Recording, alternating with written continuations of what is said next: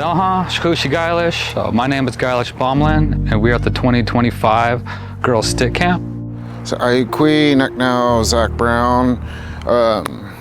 Thank everyone for being here today. I've been talking to Gailish and some of the guys from up here, and we wanted to do a workshop for the girls. We're here today so everybody can gather their skills and practice and carry that into the future. So we've been doing some grappling, carving on some sticks, making tossles and implements that we use to play, and then learning how to use those. And then we play in sand, so that's a new experience for a lot of people to have because it's quite difficult. And so we've been playing on that and then gain skills, and we're all getting a little bit better. First, I want to start asking a few questions. How many of you girls know what the stick games are for? Okay.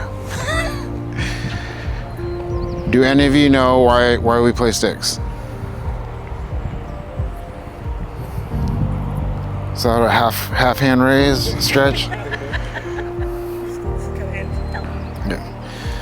So traditionally, like, we use them to settle disputes, and there's a few stories we'll get into a little bit later, but we did this to prevent war. So there's quite a few tribes that actually play this game, and the more I've been researching, the more tribes I've been talking to, there's actually a lot of tribes that a lot of the women went to war alongside the men. So that's been very common. So I know my kid's mother, Candace, she's Blackfoot and Cherokee, and their women went to war with the men. So a long time ago, I always like talking about this. So like within each tribe and each culture, there's it kind of got passed down depending on whether it was like the male or female, but there was a lot of medicine people that had the ability to kind of foresee the future, and it could be passed down to a man or it could be passed down to the woman, and basically whatever their visions told them was like gospel. It meant a lot to the people. So if that woman or that man told the people, I'm like, this is the best place to like have the battle at, or this is the best place to like have the war at, the people would listen to that, whether it was the man or the woman. So it was just depending on who it got passed down to, but it didn't really matter because there's men that fought all the time, and there was a large group of women that actually fought alongside the men. So from what I was taught from a young age, that the men were the ones that always would settle the disputes when it was over resources, land. It'd be fishing spots, hunting grounds. It could be over a number of reasons, but they'd always send out their best players. So there's a reason why we'd like practice and train from a young age up until adulthood. And it was the person, like the head people, I'm not sure what we call them up here, but they call them like headmen or like head people of the village. And they would be able to tell early on who the female warriors would be and who all the male warriors would be. Because not everyone was going to be a fighter, and not everyone was going to want to go to war. Like a lot of people would fight, but a lot of people want to be fishermen. They want to be hunters, gatherers, basket makers, boat makers. There's a lot of different things that people all had like specific crafts to. And it was our job as like head people, head men, to kind of identify what you all were good at. So from an early age, if I could tell you were like really good at making dresses, and you had a thing for that, I'd put you around the best dressmakers. So that way you can perfect your skills. And as you got older, you'd be able to start training people. So that was really important. So here we like to respect our old pathways of how our ancestors lived, but we live in this modern time, so it's always an interpretation of using old concepts, bringing them to now, and how do we use those into the future. So if you look around, this would be our new development. This is Dot Nasset.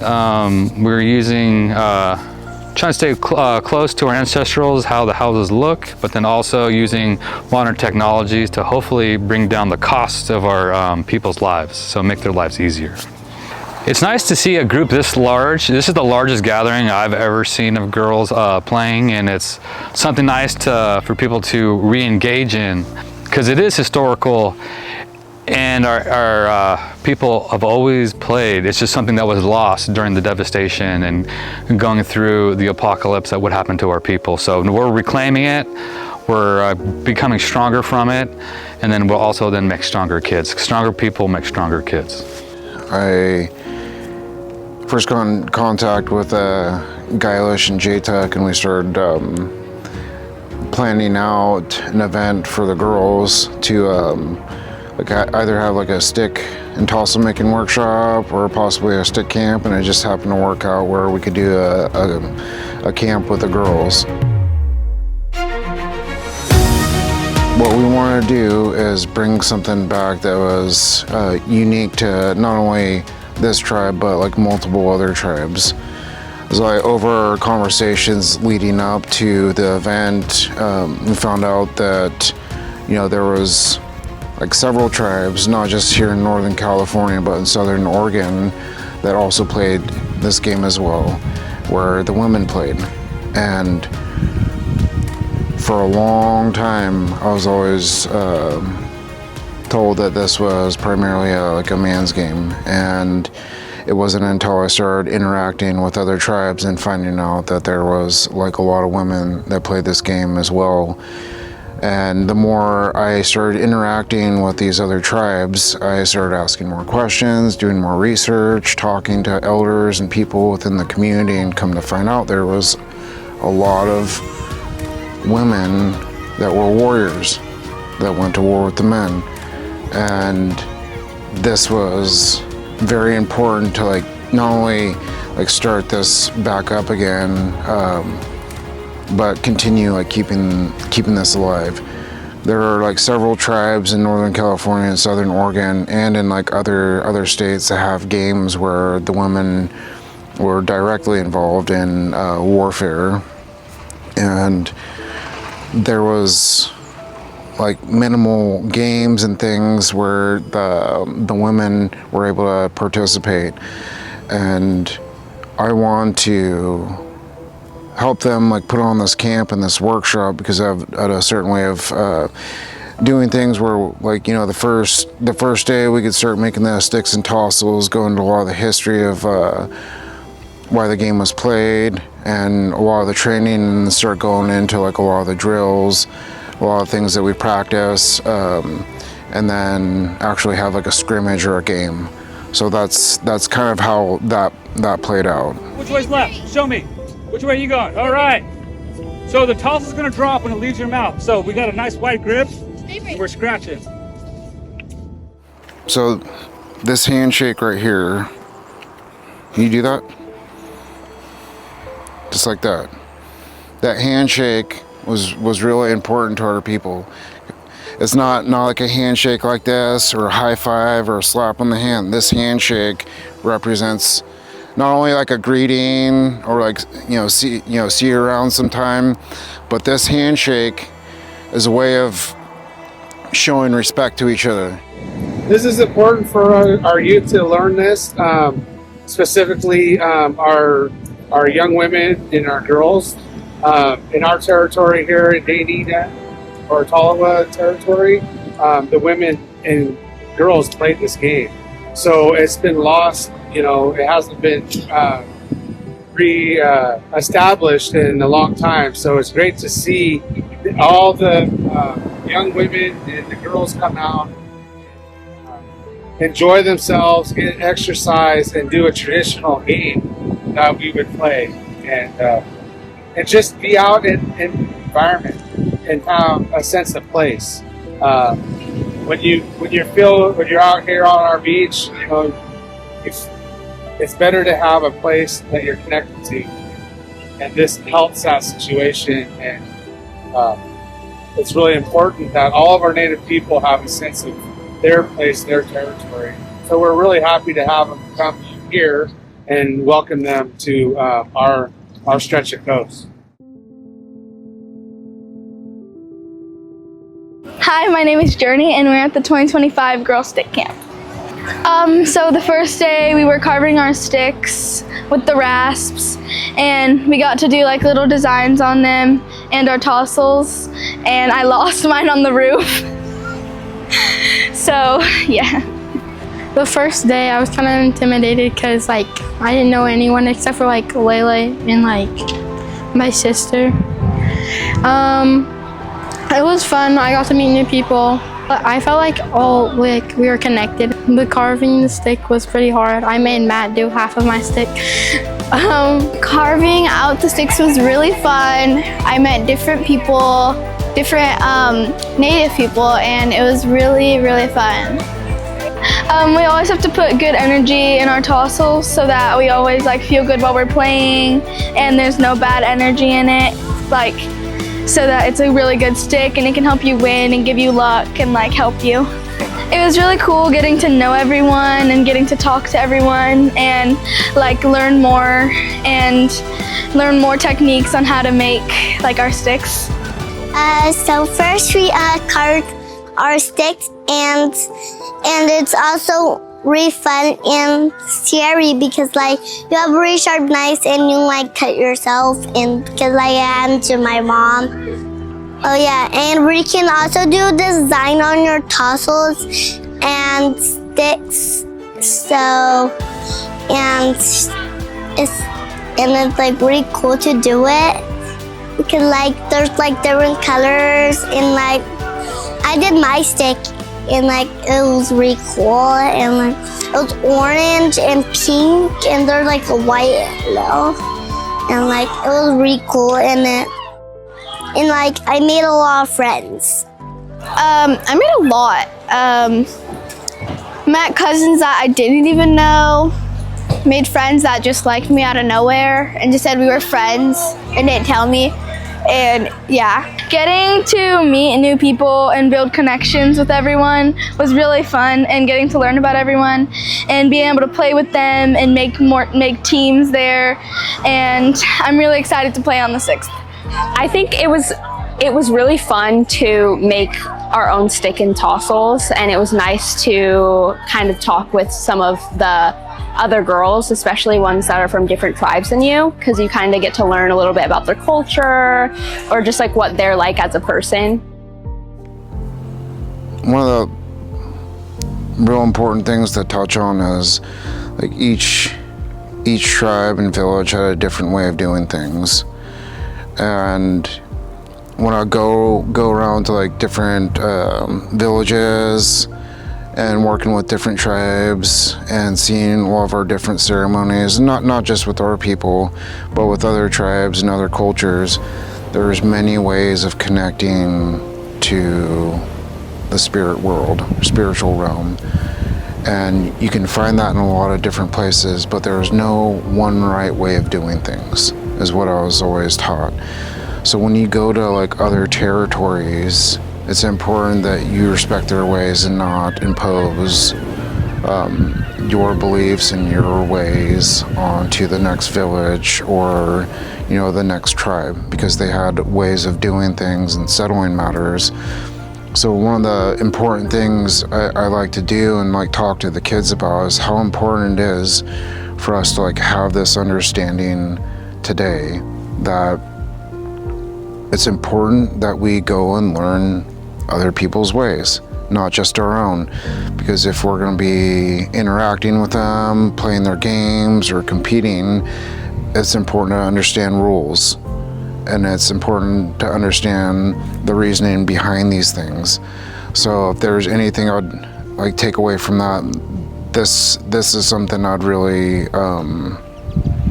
want to continue like teaching all of our kids, the boys and the girls, how important it is to respect rules and ways of doing things with other tribes. Because we're at a point right now where we're talking about, you know, bringing a lot of our kids up to Southern Oregon and playing with a lot of the teams up there that play sticks. They have a game that's very similar to ours.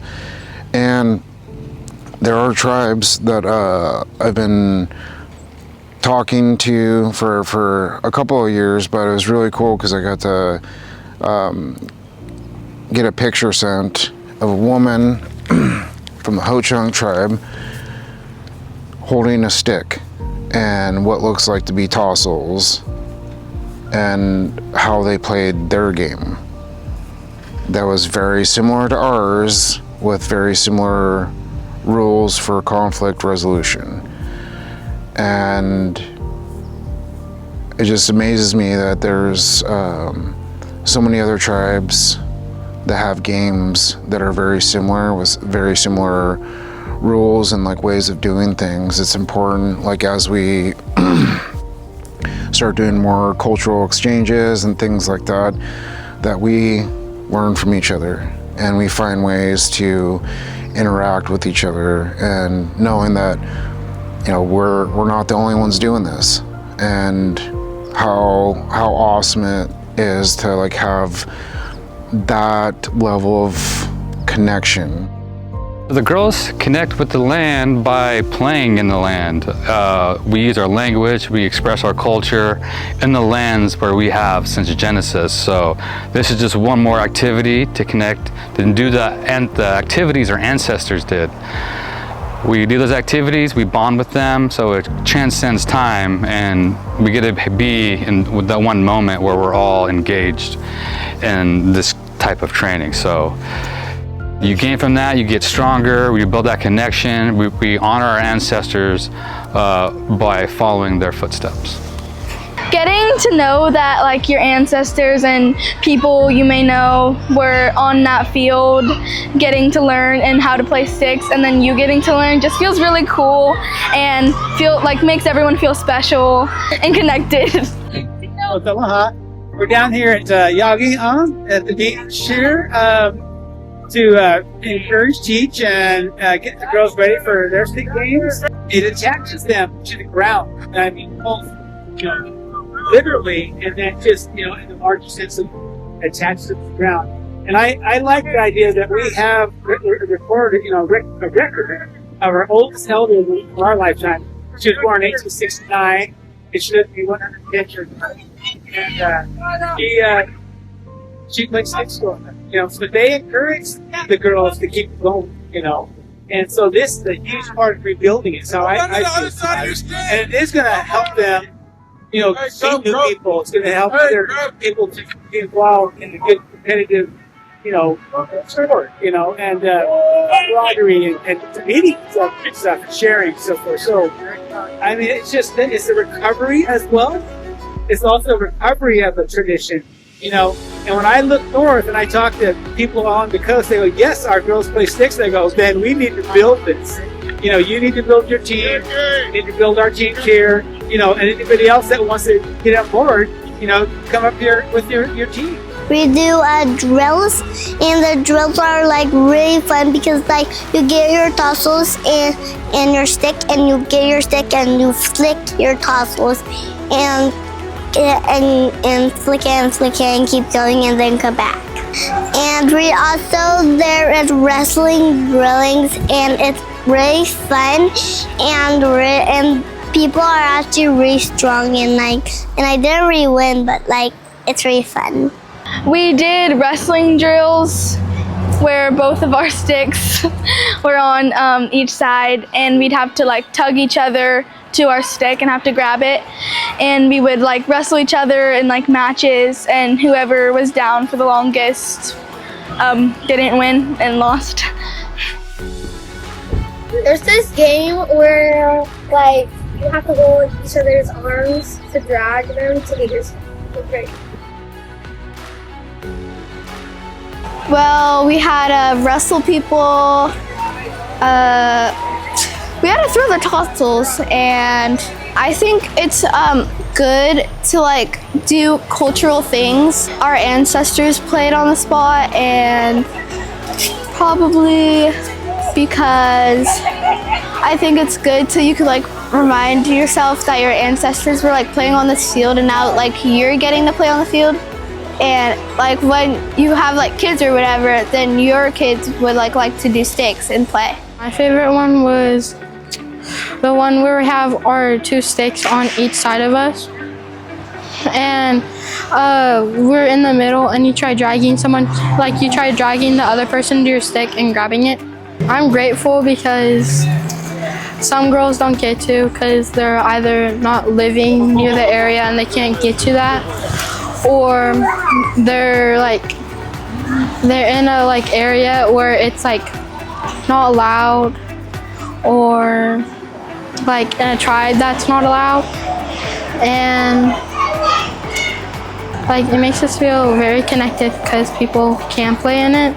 I feel like it's important because we get to meet new people in our community, and we get to meet new people in our tribes, and it's important because it's our war game. It's really important for our culture to be able to spread out, and everyone who is like native get to learn how to play because our ancestors were doing that, and it feels really cool, and being able to learn and play it is just really fun, and getting to learn more about our culture just feels awesome. I like to see this come back into our cultures, because when we bring these physical activities and it's like sticks and it's strengthening us, gets us to move our body, gets us how to interact with someone else's body. How do we control that when someone's pushing against us? How do I endure when I'm in pain? Because it's a skill we all need to learn. So as we do these, you learn in different parts of your life, I don't need to quit, I can endure these pains. And then it helps you in every aspect, like professionality, you can get reports done, you gotta help like with family events. Struggling these times will get you prepared for those other times in your life. Because you have to give your people safe, and because warriors keep your families safe, and it's really good to keep your family safe. It meant a lot to me because we are bringing something back, I would say, very strongly. Something that was stopped for a long period of time, and now you like to use the word resurgence, and seeing excitement where the girls are excited that they have this opportunity. So just to see some of the girls' faces and their ability to listen to love the things I was telling them about each one of the drills and how they tied into what it'd be like in an actual game, and then to watch them on the last day actually compete against each other. And some of these kids are already in sports and they're training all year long. It's evident that some of these kids are really good athletes, and it's really special to me knowing that not every girl wanted to be a singer, not every girl wanted to be a dancer, not every girl wanted to be a basket maker. There could be a ton of things where the women got involved in, and then you had warriors. And I always like to talk about this because even with our men, you had people that were primarily the warriors, because there was a mentality difference of some people were really into archery, some people were really into fishing, hunting and doing certain things where they weren't training or practicing and doing things that were combative. I would say training for combat. And not every guy was going to be a warrior, but if things happened, there was some training where they were able to protect themselves. But primarily, there were a lot of men that were sent on the front line to go to war, and these women did the same thing. They fought alongside with the men, and it was really common, not within our tribes, but with other tribes as well, and other cultures where they might have different training grounds, but there was also a lot of intermingling of the training where they need to see what it felt like to compete against a man, because when they went to war, they weren't just fighting other women, they were fighting men as well. So they need to have that physical roughness from the men. So that was really common a long time ago, and a lot of these things just stopped because of things that have happened in the past. But we're here now, and we're trying to, bring these things back. And just the fire I see in like a lot of these girls, and the excitement that I see with a lot of these young girls and young women is just, you could see the passion in a lot of their eyes, and you could see that there was a lot of them that were taking it very serious. And it's really, it's really special to see that, because the one thing I like to like really hammer with the guys and the girls is the managed aggression and respect. And that means like you have to be able to control your anger on the field and off the field, because at any point in time, if you're a well-trained athlete and a lethal weapon, like you can hurt just about anybody and you can get in trouble for that. But if you're able to control and manage that anger in a healthy way, you know when to start it and when to stop. And that prevents, our people from, continuing these battles or continuing like a war and holding things on. And that leads to like what happens afterwards. That's really unique and special about like what we're doing and trying to teach not only the guys but the girls, because the girls need to understand like there's a level of respect that we show each other like after the games, because there's that build up and intensity of like the training that you do up until the point of that scrimmage or that game. That's really intense, and then your ability to go at it and compete against each other. But what happens afterwards is you guys come back down and you're able to like make that handshake, shake afterwards, and show respect to each other. Because ultimately, like what would happen a long time ago is if something ever happened, we had a lot of people coming to like hurt our people. All those women that were fighters and all those men that were fighters got on that line together, and they had each other's backs. And I can tell you, like personally, I'd love to have people that were well-trained men and women by my side when it came to combat. And the more we're able to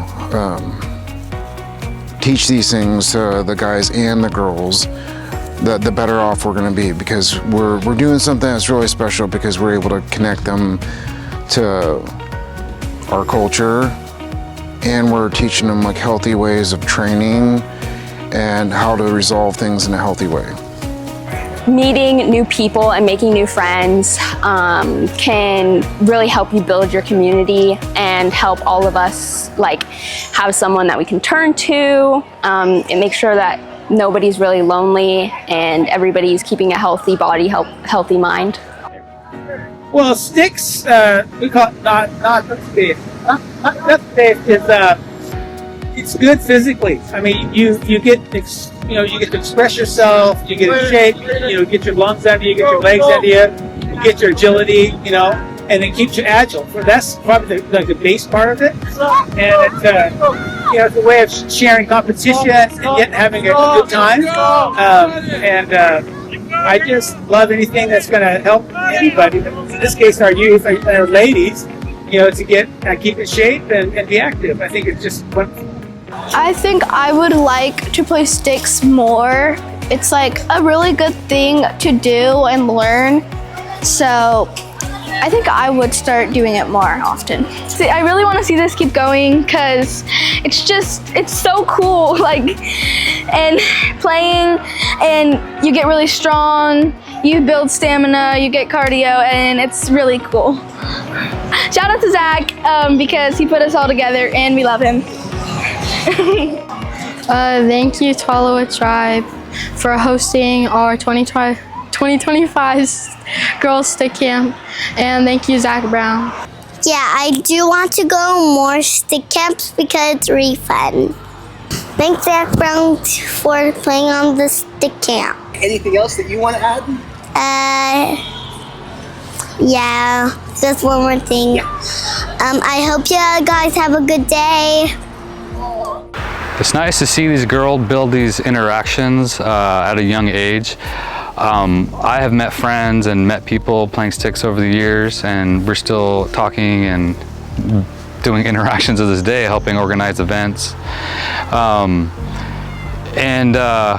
It's okay to struggle. When we struggle with each other, steel sharpens steel. So us like pushing against one another makes us both strong. So it's always good to have that in a positive way. We wrestle with each other, but then we still respect each other and support each other when we need help. So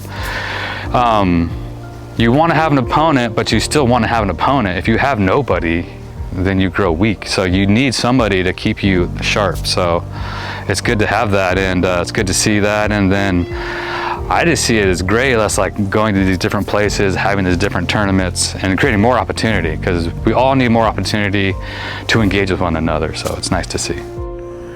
You know, from our few tribes up in Northern California with tribes in Southern Oregon to possibly tribes over on the East Coast that have games that are very similar, and both men and women play it. It's amazing, and the things that we're doing to connect these things are going to be exciting for, you know, the future of, you know, what we're trying to do with you know, our kids, and the exposure they're going to get to not only our way of doing things for each individual tribe, but tribes in the surrounding area, tribes in other states, tribes across the country. You know, it's something really exciting and something to look forward to.